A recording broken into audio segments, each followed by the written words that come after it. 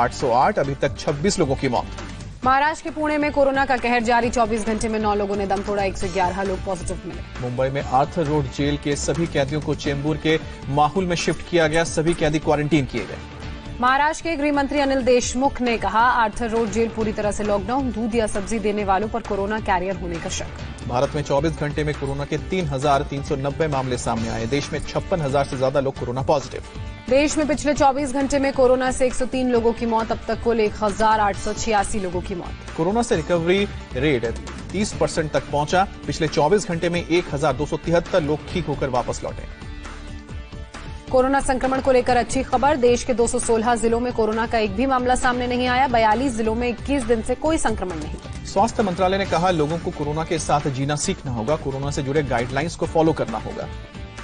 AIIMS के बाद स्वास्थ्य मंत्रालय ने दी चेतावनी, अगर दिशा निर्देशों का पालन नहीं किया तो हालात होंगे विस्फोटक। दिल्ली में कोरोना का ग्राफ 6,318 तक पहुंचा, 24 घंटे में सामने आए हैं 338 केस, 2 और लोगों की मौत। दिल्ली में 15 हेल्थ कर्मियों को कोरोना, हिंदूराव अस्पताल के 10 और कस्तूरबा अस्पताल के 5 कर्मचारी पॉजिटिव।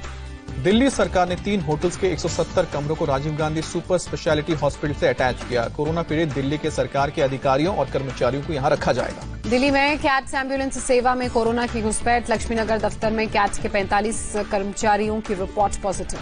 दिल्ली के मंदिर मार्ग थाने में एक कांस्टेबल कोरोना पॉजिटिव, संपर्क में आए 12 पुलिसकर्मियों को 14 दिन के लिए क्वारंटीन किया। यूपी में 155 नए कोरोना पॉजिटिव केस सामने आए, कुल मरीजों की संख्या 3,214 हुई, एक दिन में 4 लोगों की मौत। यूपी में कोरोना से मरने वालों का आंकड़ा 66 तक पहुंचा, एक्टिव मरीजों की संख्या 1,771 और अब तक 1,387 लोग ठीक हुए। यूपी के गौतम बुद्ध नगर में कोरोना से पहली मौत, सामने आए 12 नए मामले, कुल मरीजों की संख्या 214। गौतम बुद्ध नगर पुलिस ने एयर इंडिया से किया अनुरोध, मिशन वंदे भारत में शामिल नोएडा और ग्रेटर नोएडा के क्रू मेंबर्स को मिशन पूरा होने तक दिल्ली में रखने को कहा। लखनऊ के 2 अस्पताल, रानी लक्ष्मीबाई अस्पताल के बाद विवेकानंद अस्पताल भी सील, अस्पताल में प्रेग्नेंट महिला मिली कोरोना पॉजिटिव। लखनऊ के क्वारंटीन सेंटर से भागे 3 नाबालिगों को पकड़ा गया, डीएम ने जांच के आदेश दिए। बिहार में 8 महीने की बच्ची समेत 24 लोगों को कोरोना, राज्य में कुल कंफर्म केस की संख्या 574 हुई, राज्य के केवल 2 जिले कोरोना के कहर से दूर। पटना में हॉटस्पॉट खाजपुरा में बीएमपी के 5 जवानों को भी कोरोना हुआ, 1 जवान के पॉजिटिव पाए जाने के बाद बाकी लोगों का टेस्ट हुआ था। पश्चिम बंगाल में कोरोना में तेजी जारी, 24 घंटे में 9 लोगों की मौत, 130 नए पॉजिटिव मरीज मिले, कुल मरीजों की संख्या 1,678। राजस्थान में कोरोना के 152 नए केस सामने आए, मरीजों की कुल संख्या हुई है 3500 के पार, अब तक 103 लोगों की मौत। मध्य प्रदेश में कोरोना से मरने वालों की संख्या 200 तक पहुंची, 24 घंटे में 7 लोगों ने दम तोड़ा, एक दिन में सामने आए 90 नए मामले। पंजाब में कोरोना के 87 नए मामले सामने आए, कुल मरीजों की संख्या 1700 के पार, चंडीगढ़ में बढ़ गए हैं 11 नए केस। हरियाणा में कोरोना के केस में 22 का इजाफा, कुल कंफर्म केस की संख्या 647, गुरुग्राम में सामने आए 9 कोरोना के मामले। कोरोना से जान गंवा चुके दिल्ली पुलिस कांस्टेबल अमित राणा के परिवार वाले भी कोरोना की चपेट में, सोनीपत में पत्नी और बेटे की रिपोर्ट पॉजिटिव। झारखंड में एक दिन में कोरोना के सबसे ज्यादा 21 मरीज सामने आए, राज्य में कोरोना मरीजों की संख्या 153 हुई। तमिलनाडु में कोरोना का ग्राफ 6,000 के पार, 600 नए पॉजिटिव केस मिले, केवल चेन्नई में 391 लोग इन्फेक्टेड। केरल में सामने आया कोरोना का केवल एक नया मामला, राज्य में केवल 16 एक्टिव केस, केरल के सीएम विजयन का बयान। कर्नाटक में आज 48 नए कोरोना पॉजिटिव मामले सामने आए, राज्य में कुल मरीजों की संख्या बढ़कर 753 हुई। 1 से 15 जुलाई के बीच ली जाएगी 10वीं और 12वीं की बोर्ड परीक्षा, सीबीएसई जल्द करेगा डेट शीट का ऐलान। मिशन वंदे भारत के तहत रियाद और बहरीन से 2 उड़ानें पहुंची केरल, दोनों विमानों में 335 भारतीय सवार थे। दुबई से चेन्नई पहुंची पहली उड़ान, विमान में 189 यात्री सवार, लैंडिंग के बाद सभी यात्रियों की जांच कर क्वारंटीन के लिए भेजा गया। आईएनएस जलसवा मालदीव से 698 भारतीयों को लेकर कोच्चि के लिए रवाना हुआ, शिप पर सवार यात्रियों में 595 पुरुष हैं और 103 महिलाएं। रेलवे ने औरंगाबाद ट्रेन हादसे की जांच के आदेश दिए, मालगाड़ी की चपेट में आकर हुई 16 प्रवासी मजदूरों की मौत, ट्रेन के जरिए मजदूरों के गांव भेजे गए उनके पार्थिव शरीर। औरंगाबाद में रेलवे ट्रैक पर नजर आई मजदूरों की बिखरी रोटियां, रेलवे लाइन पर पड़ा दिखा उनका सामान।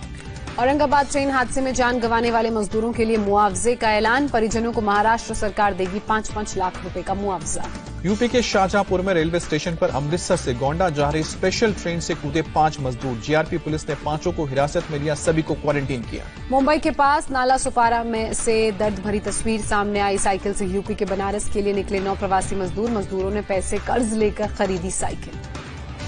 लॉकडाउन में मुंबई से परेशान प्रवासी मजदूर यूपी जाने के लिए पैदल ही निकले। पिछले 1.5 महीने से नहीं मिला कोई काम। यूपी के मुख्यमंत्री योगी आदित्यनाथ ने प्रवासी मजदूरों से अपील की, पैदल या साइकिल से न चलें, वापसी के लिए सरकार जुटी है।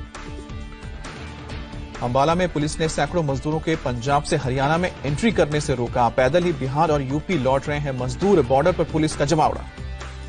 मुंबई से यूपी के गोंडा पैदल जा रहे मजदूर की रास्ते में मौत। आगरा मुंबई हाईवे पर बडवानी में तोड़ा दम। पुलिस ने शव को पोस्टमार्टम के लिए भेजा। बेंगलुरु में घर वापसी को लेकर प्रवासी मजदूरों का प्रोटेस्ट। घर भेजने की मांग को लेकर सेंट्रल रेलवे स्टेशन के बाहर जमा हुए। बर्धमान में बंगाल झारखंड सीमा पर बिहार और यूपी के मजदूरों का प्रदर्शन। पुलिस ने झारखंड में नहीं जाने की एंट्री दी। 3 दिन से कर रहे हैं इंतजार।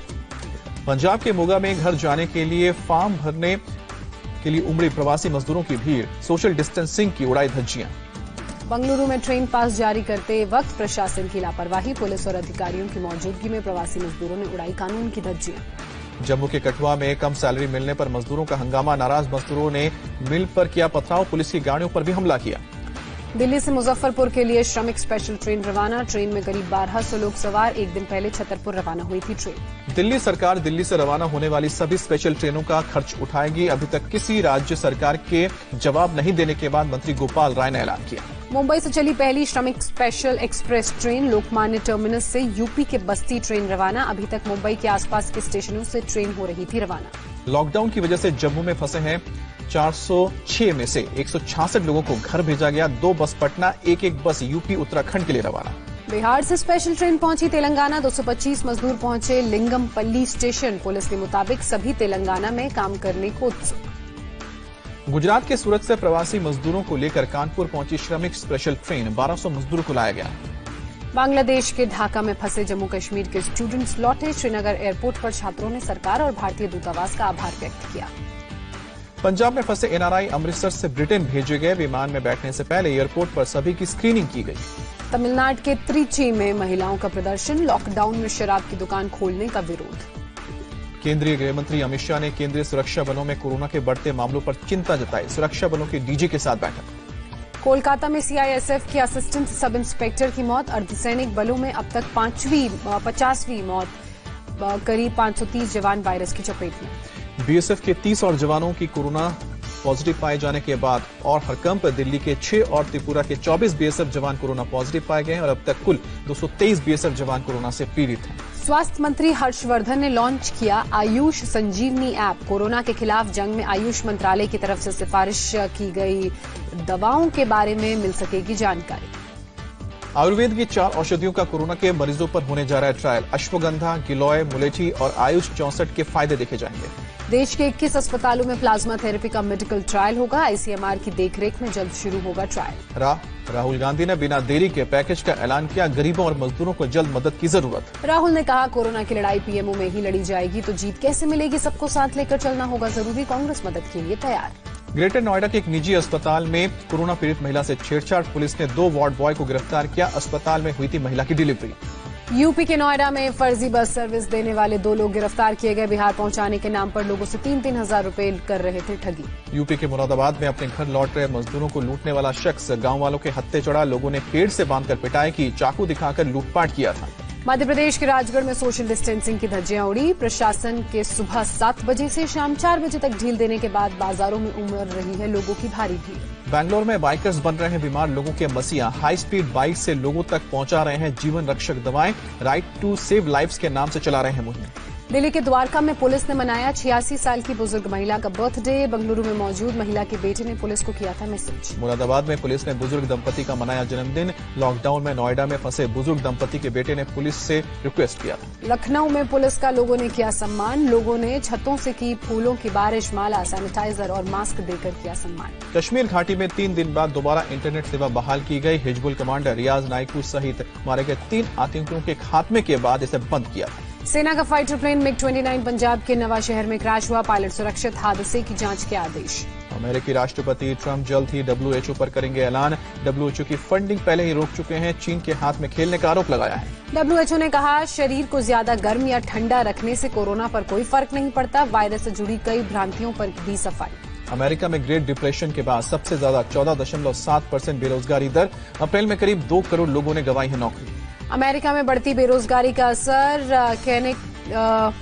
कैनिकेटिट में फूड बैंक के बाहर लोग सैकड़ों की संख्या में गाड़ियों में नजर आए। अमेरिकी उपराष्ट्रपति पेंस की प्रेस सचिव को हुआ कोरोना। राष्ट्रपति ट्रंप ने दी जानकारी। दुनिया में कोरोना मरीजों का आंकड़ा 39,75,000 के पार पहुंचा। अब तक करीब 2,74,000 लोगों ने अपनी जान गंवाई।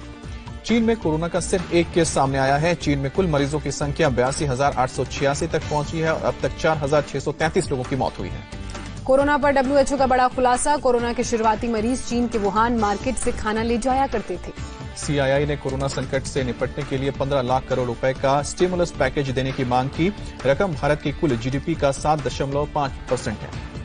विश्व हॉकी फेडरेशन के अध्यक्ष नरेंद्र बत्रा का कार्यकाल बढ़ा। कोरोना संकट के कारण अगले साल मई तक टला एफआईएच की अगली कांग्रेस की बैठक।